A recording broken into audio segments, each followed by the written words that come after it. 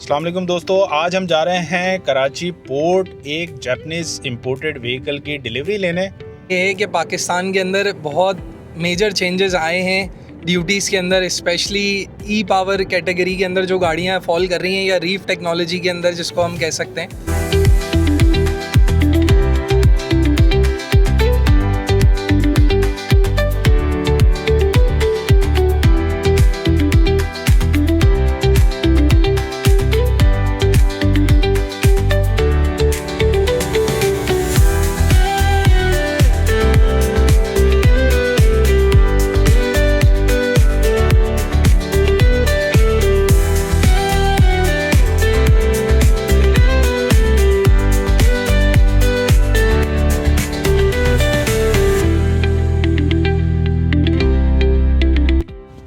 अस्सलाम वालेकुम दोस्तों, आज हम जा रहे हैं कराची पोर्ट एक जापानीज़ इंपोर्टेड व्हीकल की डिलीवरी लेने। और ये वीडियो इसलिए इंटरेस्टिंग होने वाली है क्योंकि हमारे फ्रेंड सर्कल में हम लोग पॉलिसी चेंज के बाद, पॉलिसी कौन सी, ई पावर टेक्नोलॉजी पर जो गवर्नमेंट की पॉलिसी है वो चेंज हुई है। उसके बाद हमारे फ्रेंड सर्कल में ये पहली गाड़ी है जो हम रिसीव करने जा रहे हैं और इन चेंजेस से कितना फ़ायदा हुआ हमें, ये तमाम चीज़ें आपको वीडियो में दिखाएंगे। वीडियो को बनाने का पर्पस भी यही है कि एक नई अपडेट है और नई अपडेट के बाद जो है वो अब कितना बेनिफिट होगा जो जापानीज़ गाड़ी इंपोर्ट करते हैं, स्पेशली जो ई पावर टेक्नोलॉजी वाली गाड़ियां हैं, तो वो इंपोर्ट करने में आपको कितना फ़ायदा होगा। इंशाल्लाह ये तमाम चीज़ें आपको दिखाएंगे। तो इस वक्त हम जा रहे हैं अपने एक दोस्त को पिक करने जिन्होंने ये गाड़ी इंपोर्ट की है, और कौन सी गाड़ी इंपोर्ट की है उसकी डिटेल्स जो है वो ज़्यादा बेहतर वही बता सकते हैं, क्योंकि उन्होंने हमें अब तक सिर्फ ये बताया है कि एक एमपीवी व्हीकल उन्होंने इंपोर्ट की है। एमपीवी व्हीकल का आप लोगों को आइडिया होगा, मल्टीपर्पज़ व्हीकल होती है और जिसमें जो है सीटिंग कैपेसिटी जो है वो ज़्यादा बेटर होती है। मेरे ख्याल से शायद 6 to 7% पे अगर जाती है तो वो गाड़ी एमपीवी कहलाती है। रूफ उसकी हाई होती है और वो फैमिली पर्पज़ की गाड़ी होती है।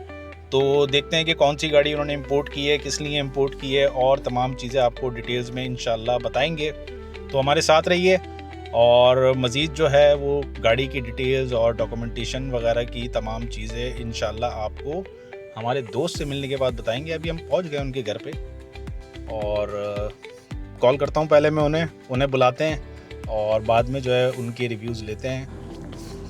तो दोस्तों फाइनली हमारे दोस्त जिनको हम पिक करने आए थे, जिन्होंने गाड़ी इंपोर्ट की है, वो हमारे साथ हैं और बहुत ज़्यादा खुश भी हैं। तो भाई मुइज़, ये बताएं आप इतने ज़्यादा खुश क्यों हैं? कौन सी ऐसी मेजर चेंजेस आ गई जो आप इतने ज़्यादा खुश हैं? अस्सलाम वालेकुम। सबसे पहले तो अरसलान भाई, आपके व्यूअर्स को मेरी तरफ से अस्सलाम वालेकुम। और दूसरी चीज़ ये कि जैसा कि आपने मुझसे सवाल पूछा कि मैं इतना खुश क्यों हूँ रिगार्डिंग टू द ड्यूटीज़ या regarding to the self import, तो इसका रीज़न ये है कि पाकिस्तान के अंदर बहुत मेजर चेंजेस आए हैं ड्यूटीज़ के अंदर, स्पेशली ई पावर कैटेगरी के अंदर जो गाड़ियाँ फॉल कर रही हैं या रीफ टेक्नोलॉजी के अंदर जिसको हम कह सकते हैं, जो उस टेक्नोलॉजी के अंदर फॉल कर रही हैं, उन गाड़ियों के ऊपर काफ़ी ज़्यादा ड्यूटी जो है वो कम हुई है।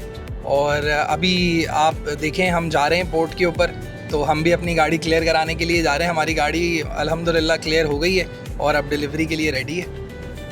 तो अच्छा ये बताइए, जो चेंजेस आई हैं ये क्या सिर्फ पाकिस्तान में चेंजेस आई हैं या ये ग्लोबली वर्ल्ड वाइड ये चेंजेस हैं? अच्छा, इसका एक बड़ा टेक्निकल सा जवाब है। उसका रीज़न ये है कि पाकिस्तान के अंदर आज से पहले अगर हम ई पावर कैटेगरी की बात करें तो ये एक नॉर्मल कैटेगरी के अंदर आती थी और इसके ऊपर जो है वो प्रॉपर जो नॉर्मल एक पेट्रोल गाड़ी के ऊपर टैक्सेस वगैरह लगते हैं, इसको उस कैटेगरी के अंदर डाला जाता था। बट अभी रिसेंटली एक केस इंटरनेशनल स्टैंडर्ड्स के ऊपर एक केस हुआ इंटरनेशनल प्लेटफॉर्म पे, जिसको आप कह लीजिए, जो कि यूएसए का केस है, कि वहाँ पर कंज्यूमर ने इस चीज़ को चैलेंज किया कि ये जो रीफ टेक्नोलॉजी है या ये जो ई पावर टेक्नोलॉजी है, ये बेसिकली इलेक्ट्रिक कैटेगरी या रीफ टेक्नोलॉजी की कैटेगरी के अंदर इसको डाला जाए और इसके ऊपर जो है वो कस्टम्स और टैक्सेस या ड्यूटीज़ वगैरह जो है इसको कम किए जाएं। तो कंज्यूमर ने वहाँ पर वो केस जीता, जिसकी वजह से एक इंटरनेशनल स्टैंडर्ड सेट हो गया ई पावर या रीफ टेक्नोलॉजी के हवाले से। और फिर उसको इंटरनेशनल लेवल के ऊपर हर कंट्री के ऊपर इम्प्लीमेंट कराया गया, और उसकी इम्प्लीमेंटेशन की वजह से पाकिस्तान के अंदर भी इस लॉ को लेके आया गया और इसको इम्प्लीमेंट कराया गया इंटरनेशनल कस्टम स्टैंडर्ड्स के ऊपर।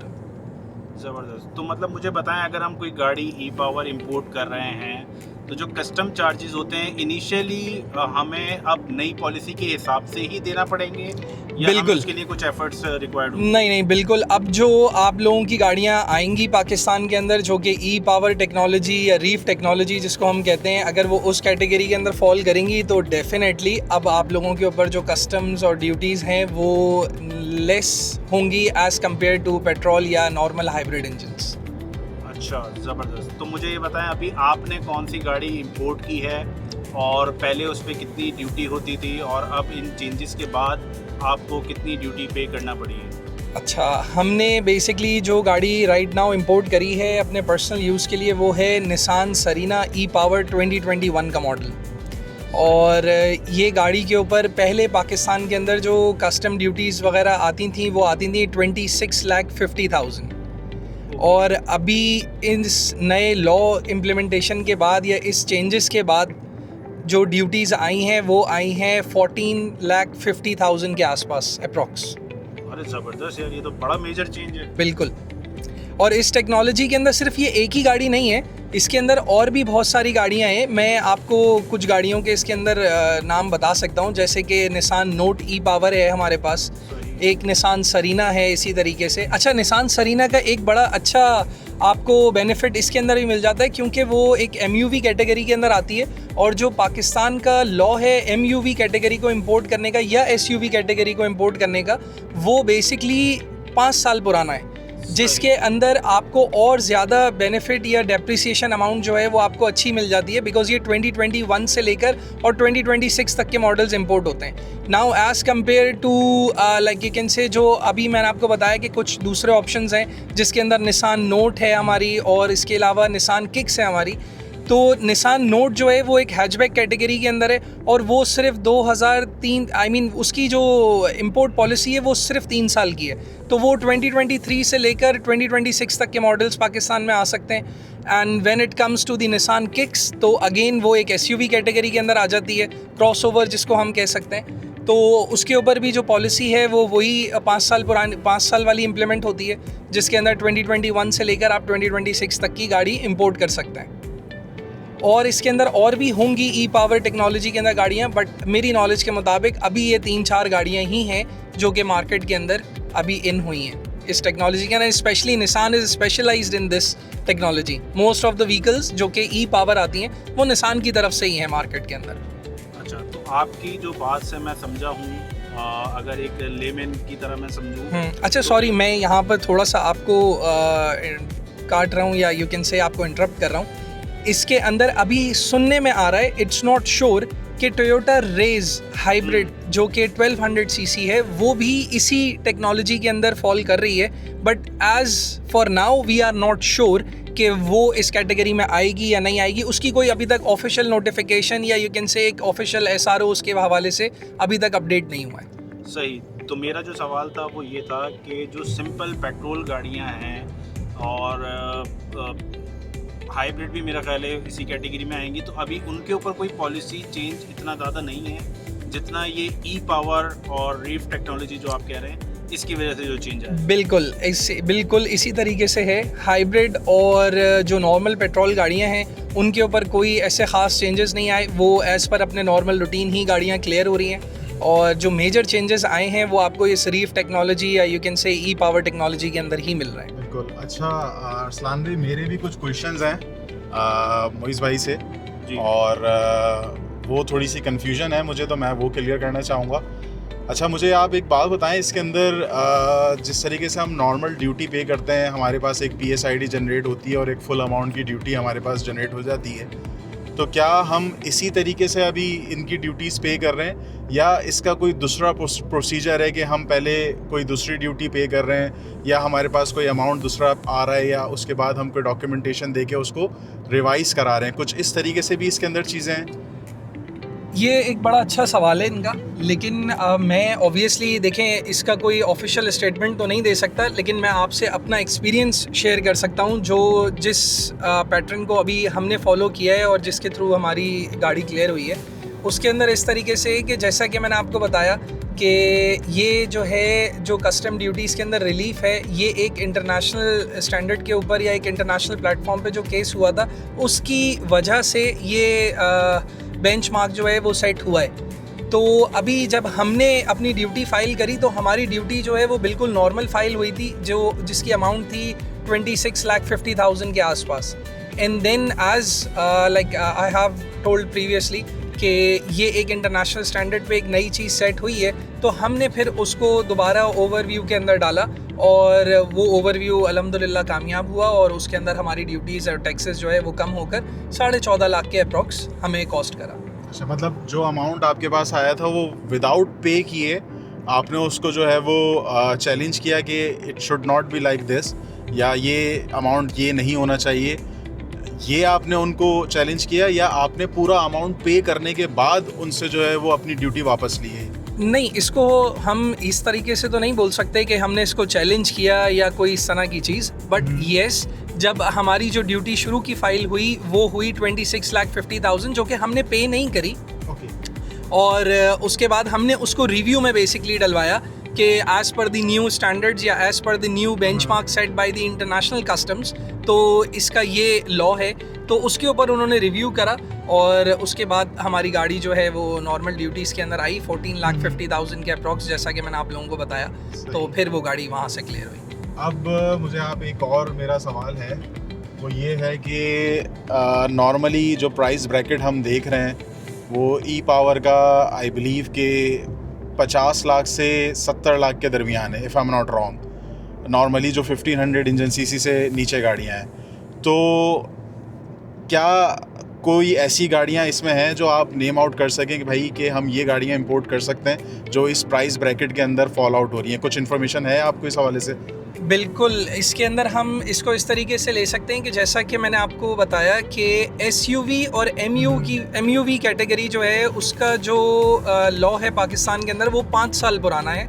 तो मोस्ट ऑफ द व्हीकल्स जो कि इस कैटेगरी के अंदर आएंगी और 2021 से लेकर और 2026 की कैटेगरी में फॉल करेंगी, वो आपको एक बड़े अच्छे प्राइस ब्रैकेट के अंदर मिल सकती हैं और आपको उसके अंदर एक बड़ा अच्छा आपको एक फुली लोडेड ऑप्शंस जो कि पाकिस्तानी इवन नई गाड़ियों के अंदर भी अभी वो ऑप्शंस या फीचर्स आप कह लें अवेलेबल नहीं है, आपको वो उन गाड़ियों के अंदर मिल जाएंगे एक अच्छे प्राइस ब्रैकेट के अंदर। अच्छा, टू बी वेरी ऑनेस्ट, मैं आपको एक अपना और इसके अंदर जो है ना वो अपना रिव्यू देना चाहूँगा। बेसिकली मेरा रीज़न कि मैंने क्यों निसान सरीना सेलेक्ट करी है, ये मैं पूछने वाला था वैसे आपसे। अच्छा चलें, मैं आपको इसके बारे में थोड़ा सा बताता हूँ। पाकिस्तान के अंदर अभी तक कोई भी जो नए मैन्युफैक्चरर्स आ रहे हैं या जो इवन हमारे पुराने मैन्युफैक्चरर्स यहाँ पर हैं, उनमें से किसी ने भी आज तक पाकिस्तान के अंदर एक proper MUV with full options जो है वो लॉन्च नहीं करी, जैसा कि आप लोगों को भी आइडिया होगा। बिल्कुल ऐसे ही। अब मुझे अगर अपनी फैमिली को कहीं लेकर जाना है और अगर किसी की फैमिली के अंदर या मेरी फैमिली के अंदर आप कह लें कि अगर 10 लोग हैं या 8 लोग हैं, तो it will be next to impossible for me कि मैं उन सबको एक ही गाड़ी के अंदर फिट करूं with proper space, proper AC and other like you can से फीचर्स। ठीक है, तो अब this was the only reason कि मैंने इस गाड़ी का ऑप्शन जो है वो अडॉप्ट किया और मैंने इसके बारे में पढ़ा, मैंने इसको सर्च आउट किया, फिर कुछ गाड़ियाँ मैंने पाकिस्तान के अंदर भी देखी जो कि लोगों ने मंगा रखी हैं। तो उन सब चीज़ों को देखते हुए मेरा ये फैसला था कि हाँ, ये एक प्रॉपर घर की फैमिली कार है जिसके अंदर आप अपने आराम से 8 से 9 लोग आराम से एडजस्ट कर सकते हैं विदाउट एनी प्रॉब्लम। सही। अच्छा, सॉरी अरसलान भाई, मैं आपकी वीडियो थोड़ी सी हाईजैक कर रहा हूँ, लेकिन असल में मैं ख़ुद इस दौड़ में हूँ कि मैं ख़ुद भी कोई गाड़ी मंगाने की इस वक्त सोच रहा हूँ because of these vast differences और जो एक हमें ईज़ मिला है ड्यूटी पे। तो एक नॉर्मल पाकिस्तानी के तौर पे जो नॉर्मली हमारे क्वेश्चंस होते हैं, आपकी बातों को सुनते हुए मुझे ऐसा लगा कि मेजॉरिटी जो गाड़ियाँ इस ई पावर टेक्नोलॉजी में फॉल कर रही हैं वो निसान की हैं, if I am not wrong. तो मैं ख़ुद भी कुछ डेटा चेक कर रहा था, डीलर्स की वेबसाइट्स वगैरह मैंने देखी पाकिस्तान में, तो मेजॉरिटी जो है वो किक्स, नोट्स और ये सरीना इंपोर्ट कर रहे हैं। इससे पहले मेरा नहीं ख्याल कि पाकिस्तान के अंदर निसान की गाड़ियाँ आती थी, ऐसा ही है? बिल्कुल ऐसा ही है। अच्छा, बिफोर हम इस चीज़ को आगे लेके चलें और ऑब्वियसली लोग आपकी ऐसे भी अधूरा है। ओके, मैं before to we go towards your question, मैं यहाँ पर अपना एक कमेंट ऐड करना चाहूँगा, या इसको इस तरीके से बोल लीजिए कि जो मैंने एक मार्केट रिसर्च करी तो मैं उसके ऊपर अपना एक ओवरव्यू इसमें ऐड करना चाहूँगा। According to my market research, जो निसान किक्स का एक मॉडल है उसके अंदर जो है एक मेल फंक्शन जिसको हम कह सकते हैं, या एक तरह से मैन्युफैक्चरिंग फॉल्ट बोल सकते हैं, वो आया 2021 के अंदर। तो मैं तमाम उन लोगों की बात बिल्कुल मैं उसी तरफ जा रहा हूँ। तो आपके तवज्जुह से जो लोग आपको देख रहे हैं या आपके चैनल को देखते हुए किसी चीज़ का डिसीजन लें, मैं उनके लिए स्पेशली इस बात को यहाँ पर हाईलाइट करना चाहूँगा कि निसान किक्स 2021 का जो मॉडल है ना, उसको अवॉइड करें, क्योंकि अगर आप उसके बारे में रिसर्च करेंगे या आप उसका ओवरव्यू देखेंगे या उसके बारे में पढ़ेंगे तो आपको आइडिया होगा कि निसान किक्स 2021 के जो मॉडल्स हैं उसके अंदर या गियर बॉक्स के बहुत ज़्यादा इश्यूज़ हैं, जो कि कंपनी ने उसको सॉर्ट आउट किया और 2022 के अंदर एक नए चेसी आईडी के साथ उस गाड़ी को लॉन्च किया गया और वहाँ से फिर वो गाड़ी जो है वो ऑल द वे 2026 तक आ रही है। तो मतलब आपके मुताबिक ये है कि निसान ने जो है वो जो 2020 या 2021 के मॉडल थे उनको रिकॉल किया गया, ऐसा ही है? बिल्कुल ऐसा ही है, इसको हम कह सकते हैं इस तरीके से। और सेकेंडली जो इंटरनेशनल कंज्यूमर का रिव्यू भी है रिगार्डिंग टू 2021 मॉडल स्पेशली, उसके अंदर उन सब के मोस्ट ऑफ द रिव्यूज़ जो हैं वो मिलते जुलते और सेम ही है कि येस, निसान किक्स 2021 के अंदर जो गाड़ी के अंदर मैन्युफैक्चरिंग फॉल्ट है वो गियर बॉक्स का है। सही। अच्छा, अब देखिए, एक नॉर्मल पाकिस्तानी की जो हमारी सोच होती है कोई भी गाड़ी परचेज करते टाइम या इंपोर्ट करते टाइम, कि हम लोग जो है ना वो बहुत ज़्यादा डिपेंड करते हैं टोयोटा के ऊपर और सुजुकी के ऊपर, ऐसा ही है। और मेजॉरिटी जो अगर 50 लाख के ब्रैकेट के अंदर कोई गाड़ी ले रहा होता है तो वो टोयोटा के ऊपर या होंडा के ऊपर डिपेंड करता है। उसका मेन रीज़न ये है कि हमें सर्विस इजीली मिल जाती है, गाड़ी के पार्ट्स इजीली मिल जाते हैं, कोई प्रॉब्लम हो वी कैन सॉर्ट आउट। तो निसान के साथ अब एक नई कंपनी जिसका एक ऑफिशियल शोरूम या ऑफिशियल आउटलेट पाकिस्तान में मौजूद नहीं है, तो हम उसकी सर्विस के लिए या अगर हमें कोई प्रॉब्लम फेस आती है, कोई मैकेनिकल इशू फेस आता है, तो उसको हम कैसे सॉर्ट आउट करेंगे? अच्छा, ये आपका ना बड़ा अच्छा सवाल है, और लेने से पहले मैंने भी इसके ऊपर बहुत अपनी समझ लीजिए डीप रिसर्च करी। देखिए सर, हम रहते हैं पाकिस्तान के अंदर एवरीथिंग इज़ पॉसिबल ना। यहाँ पर हर चीज़ के लिए आपको कहीं ना कहीं कोई ना कोई उस चीज़ का सॉल्यूशन अल्हम्दुलिल्लाह आपको मिल जाता है। और ऐसा नहीं है कि पाकिस्तान के अंदर मैं कोई पहला शख्स हूँ या जो इससे पहले कभी पाकिस्तान के अंदर निसान इंपोर्ट नहीं हुई। बहुत सारे ऐसे प्रोफेशनल मैकेनिक्स हैं, बहुत सारे ऐसे प्रोफेशनल सर्विस सेंटर्स हैं जो कि स्पेशलाइज हैं इस टेक्नोलॉजी को सर्विसिंग के अंदर और डिफरेंट चीज़ों के अंदर। और सेकेंडली आजकल तो हम लोगों का एक्सपोजर पाकिस्तान में रहते हुए भी अल्हम्दुलिल्लाह इतना बढ़ चुका है कि हम इंटरनेशनल प्लेटफॉर्म्स पे जाकर, और अगर हमें कोई चीज़ को चाहिए हो या हमें कोई चीज़ का कोई पार्ट वगैरह सोर्स करना हो तो it can easily come up. I mean it's 2026 now. अभी देखें, हम कोई 2005 में या 2010 में तो है नहीं, हम 2026 के अंदर हैं, and it's very easy to like source any kind of part और any kind of like you can say thing from all over the world. सही। अच्छा देखिए, ये क्वेश्चन मैंने आपसे इसलिए पूछा क्योंकि according to me you are the right person, because आप मेरे ख्याल से इससे पहले मज़दा यूज़ कर रहे थे। बिल्कुल ऐसा ही है, आप बिल्कुल आप सही। अगर मज़दा को लेके जो है वो सर्विस और उसके मेल फंक्शन या कोई मैकेनिकल इश्यूज़ को इजीली सॉर्ट आउट कर पा रहे थे, तो मेरे ख्याल से निसान तो शायद उससे ज़्यादा बेहतर है, और मार्केट के अंदर शायद मे भी आपको उससे ज़्यादा उसके इश्यूज़ को सॉल्व करने वाले लोग मिल जाएँ। बिल्कुल आपकी बात ठीक है। और दूसरी चीज़ ये, मैं यहाँ पर एक चीज़ और ऐड करना चाहूँगा कि जैसा कि मैंने अभी आपको बताया कि इसके ऊपर ड्यूटीज़ और टैक्सेस कम हुए हैं, डेफिनेटली लोगों का रुझान उस तरफ जाएगा और अब इस तरह की गाड़ियाँ इंशाल्लाह ताला पाकिस्तान के अंदर इंपोर्ट होंगी। तो जब इस तरह की गाड़ियाँ इंपोर्ट होंगी पाकिस्तान के अंदर तो डेफिनेटली यहाँ पर उसको सही करने वाले लोग भी मौजूद होंगे, यहाँ पर उसको सर्विस करने वाली मशीनरी भी अवेलेबल होगी। क्योंकि राइट नाउ अभी हमारे लोगों का फोकस जो है वो सिर्फ निसान है, बिकॉज उसके ऊपर ड्यूटीज़ और टैक्सेस जो है वो बहुत ज़्यादा कम है as compare to the other cars. अच्छा, टोयोटा में हमारे पास कोई इम्पोर्टेड कोई ऐसा ऑप्शन है जिसको हम इस कैटेगरी के अंदर ला सकें? इसका सुनने के अंदर आ रहा है, बट एज आई सेड कि वो अभी कोई ऑफिशियल उसकी कंफर्मेशन नहीं है। सुनने में आता है कि टोयोटा रेस जो है वो इसी कैटेगरी के अंदर फॉल करेगी, हाइब्रिड जो है, but we are not sure about it. सही, ठीक है, बस यही मेरे क्वेश्चंस थे। और इसके अलावा मैं जो अभी तक मार्केट को देख रहा हूँ, क्योंकि मुझे खुद भी गाड़ी चाहिए, तो मैंने एक ऐसे ही हवा के अंदर जो है ना वो एक तीर चलाया था फेसबुक पे एक पोस्ट करके कि मुझे जो है वो ई पावर गाड़ी चाहिए, आप सजेस्ट करें। तो मेजॉरिटी जो डीलर्स ने मुझे अप्रोच किया है इस वक्त ना, जिनकी ऑन द वे गाड़ियाँ हैं, तो अगर मैं कहूँ कि मुझे 10 बंदों ने अप्रोच किया तो उन 10 के 10 ने मुझे जो है वो निसान नोट और निसान किक्स का जो है वो मुझे मशवरा दिया। बट किसी ने मुझे ये चीज़ मेंशन नहीं की कि निसान किक्स 2020 से 21 के अंदर ये प्रॉब्लम जो आपने मेंशन की वो है। अब लेट से अगर मैं निसान किक्स बाय करना चाह रहा हूँ तो मेरे पास क्या ऑप्शन अवेलेबल है? अच्छा सर, मैं एक चीज़ आपको यहाँ पर और ऐड करता चलूँ। निसान किक्स जो है ना, देखें आप, फॉर एग्जांपल है कि हम अपनी अगर एक लाइव एग्जाम्पल भी लें ज़िंदगी की, हम कोई भी काम जो होता है ना, जब वो हम पहली दफ़ा में कर रहे होते हैं तो हमारी उसकी एक्सपेक्टेशन ये होती है कि यार ये इसके अंदर जो है ना 10% चांसेस हैं कि हमारी ये चीज़ सही भी हो सकती है और 10% चांसेस होते हैं कि ये चीज़ गलत भी हो सकती है।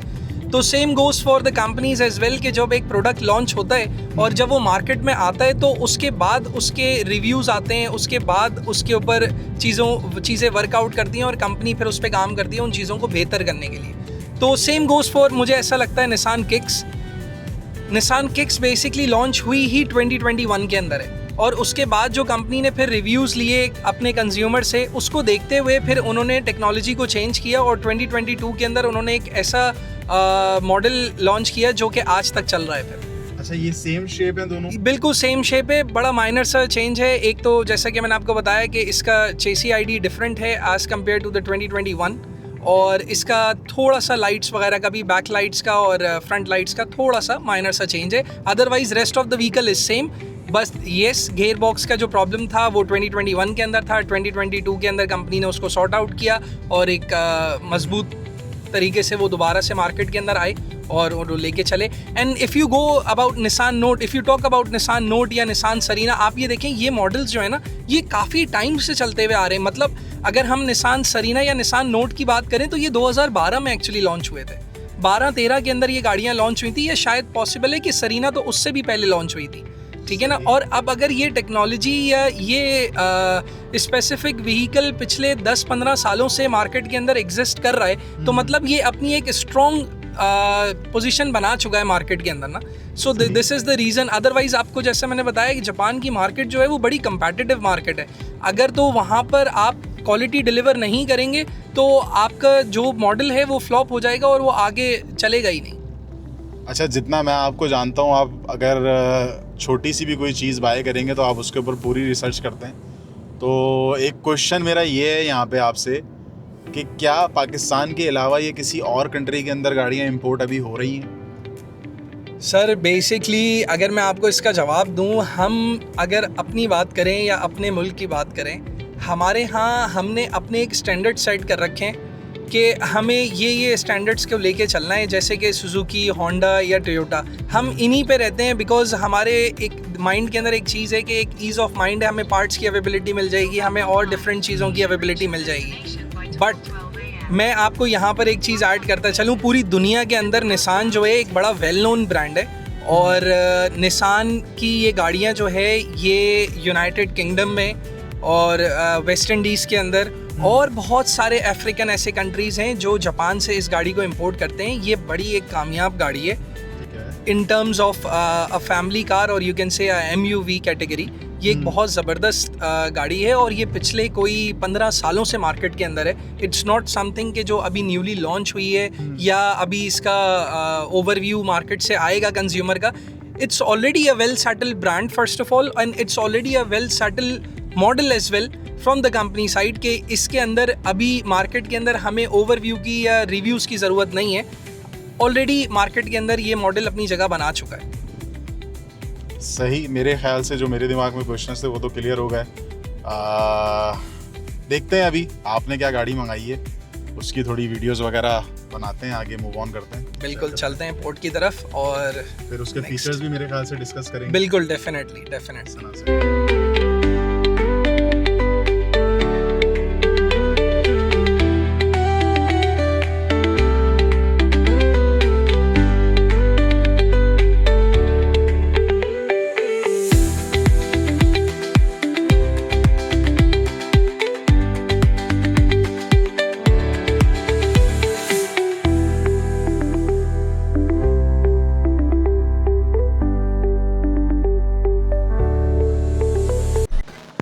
अच्छा, तो गाड़ी फाइनली जो है अपनी डेस्टिनेशन पे आ गई है और अब जो है हम इसके फ़ीचर्स बताएंगे, इसके साथ साथ जो कॉस्टिंग हुई थी गाड़ी की वो तमाम डिटेल्स इसमें मुइज़ बताएंगे।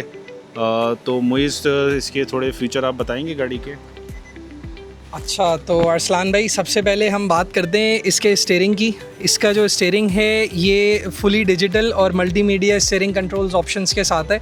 जैसा कि आप देख सकते हैं कि ये मल्टीमीडिया स्टीयरिंग कंट्रोल्स यहाँ पर दिए हुए हैं, और अगर हम इसी तरफ आते हैं तो यहाँ पर ये दिया हुआ है इसके अंदर ऑटो पायलट का ऑप्शन। ऑटो पायलट जो होता है वो एक तरह से क्रूज़ कंट्रोल होता है, जिसको हम एडाप्टिव क्रूज़ कंट्रोल बोलते हैं।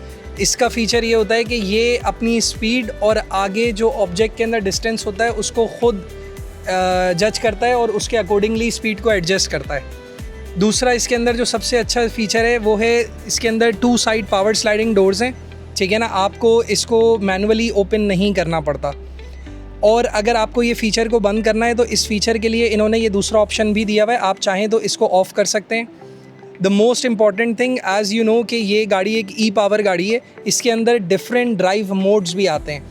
आप इसके और अगर फ्यूल एफिशिएंसी लेना चाहते हैं तो आप इसको इको और स्पोर्ट्स मोड के ऊपर कर सकते हैं। अगर कैमरामैन चाहें तो वो ये मीटर के ऊपर दिखाएं कि अभी गाड़ी जो है वो इको मोड के ऊपर है, और अगर मैं इसका बटन प्रेस करूँगा तो ये नॉर्मल मोड पे आ गई और ये स्पोर्ट्स मोड पे आ गई।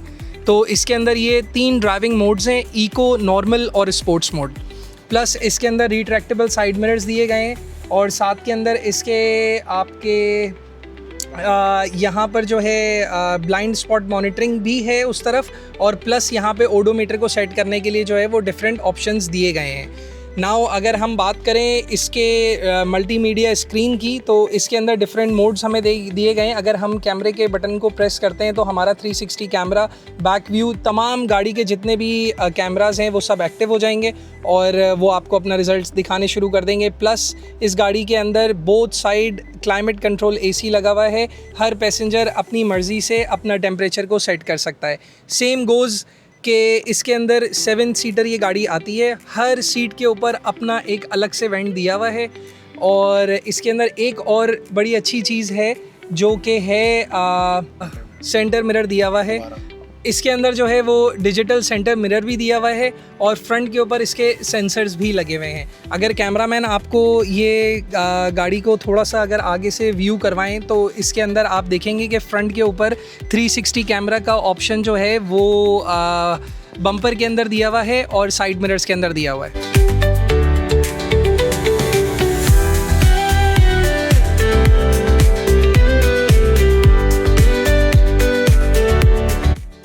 अच्छा, इसके अंदर एक चीज़ मैं और यहाँ पर ऐड करना चाहूँगा, इस गाड़ी के अंदर एडास के सारे फीचर्स अवेलेबल हैं। इन द बेस्ट पार्ट जो मुझे इस गाड़ी के अंदर लगती है वो ये है कि आपका जो ग्लव बॉक्स है, अगर कैमरामैन थोड़ा सा मेरे पास आए तो वो ये चीज़ कैप्चर कर सकते हैं। इस गाड़ी के अंदर एक ग्लव बॉक्स जो है वो ड्राइवर साइड के ऊपर दिया हुआ है, which is very helpful, specially for mobile या वॉलेट वगैरह अगर आपने रखना है तो ये बड़ा एक यूज़फुल सा इसका यूज़ है।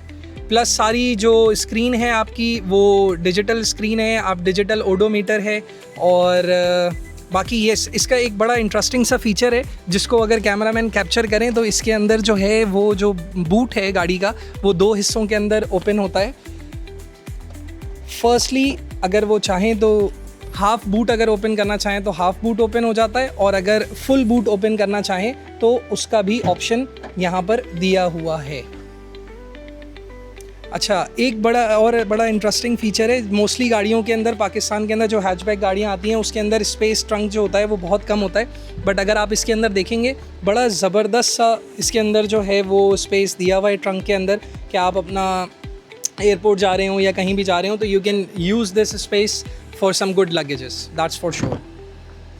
अच्छा, एक और चीज़, ये गाड़ी की सीटें जो हैं ये फ़ोल्ड भी हो जाती हैं, ठीक है, और ये गाड़ी की सीटें जब फ़ोल्ड होती हैं तो ये अच्छा खासा अपना स्पेस जो है वो पीछे बना लेती हैं, ताकि आप एक्स्ट्रा लगेज वगैरह अगर आपको रखना है तो आप वो रख लीजिए।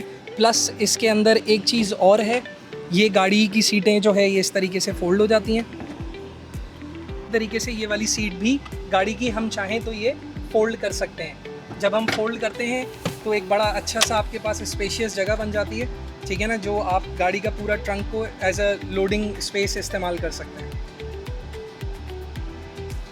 अच्छा, नाउ कमिंग बैक कि इसके अंदर एक और बड़ा ज़बरदस्त सा फीचर है, अगर आप लोग, मेरा कैमरामैन कैप्चर करे इसको, यहाँ पर भी ऑप्शन दिए हुए हैं बैक पैसेंजर डोर के ओपन करने के। आप ये देखिए, हमने ये बटन प्रेस किया है, आगे से पैसेंजर डोर जो है वो ओपन हो गया है। इसी तरीके से हम इसको प्रेस करेंगे तो ये डोर क्लोज़ हो जाएगा। अच्छा, एक और चीज़ स्पेशली, हाँ, ये गाड़ी क्योंकि ये फैमिली डिज़ाइन कार है, आप ये देखें इसके अंदर ट्रेस दी हुई हैं, आप आराम से बैठकर खाना पीना अपना फैमिली के साथ एंजॉय कर सकते हैं। और इसकी ख़ास बात ये है कि ये हर सीट के नीचे हैं, हर सीट के साथ दी गई हैं।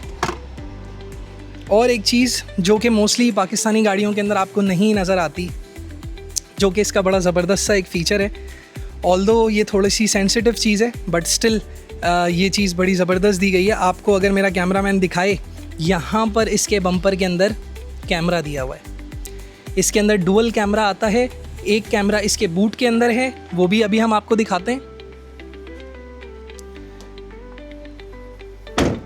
अगर मेरा कैमरामैन फोकस कर सके तो ये यहाँ बूट के नीचे भी एक कैमरा दिया हुआ है और एक कैमरा इसका बम्पर के अंदर दिया हुआ है, और पूरी गाड़ी के अंदर जो है वो सेंसर्स लगे हुए हैं। सो आपको पार्किंग करते हुए और सारी दूसरी चीज़ों पे करते हुए आपको बड़ी उसके अंदर आसानी होती है।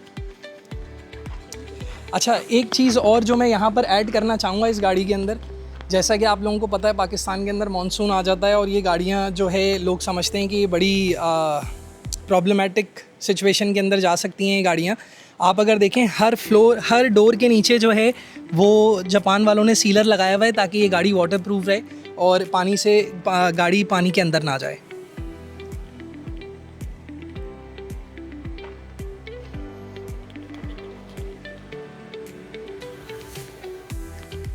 अच्छा, तो मुइज़ फाइनली ये बताइए कि आपने जो गाड़ी इंपोर्ट की है कराची में, किस कंपनी के थ्रू आपने इसको इंपोर्ट किया और आपको इसकी फ़ाइनल कॉस्टिंग जो है वो कराची में मंगा के फ़ाइनल कॉस्टिंग कितने में कंक्लूड हुई?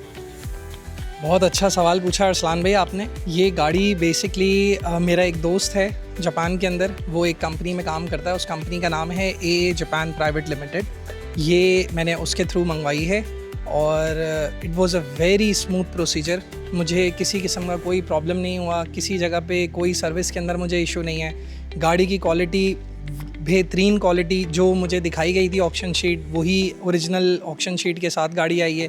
गाड़ी मुझे जापान से बताई गई थी 53,000 किलोमीटर्स है, एक्चुअली गाड़ी 53,000 किलोमीटर्स ही मुझे मिली। गाड़ी के अंदर कोई ऐसी चीज़ नहीं है जो मुझे बताई नहीं गई थी।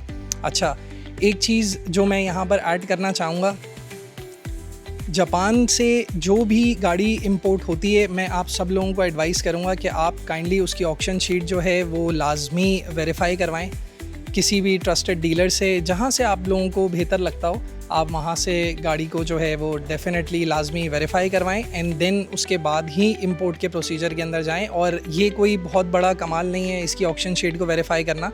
पाकिस्तान के अंदर बहुत सारी ऐसी प्राइवेट कंपनीज़ हैं जो आई थिंक मैक्सिमम 1000 या 1500 के अंदर आपकी ऑक्शन शीट को वेरीफाई कर देती हैं। तो अब बात करते हैं अगर हम इसकी कॉस्टिंग की, तो विदाउट रजिस्ट्रेशन ये गाड़ी मुझे ऑन रोड जो अभी क्लियर हुई है तो ये मुझे तकरीबन 55 से 56 लाख, यू कैन से 55 to 56 lakh it cost me.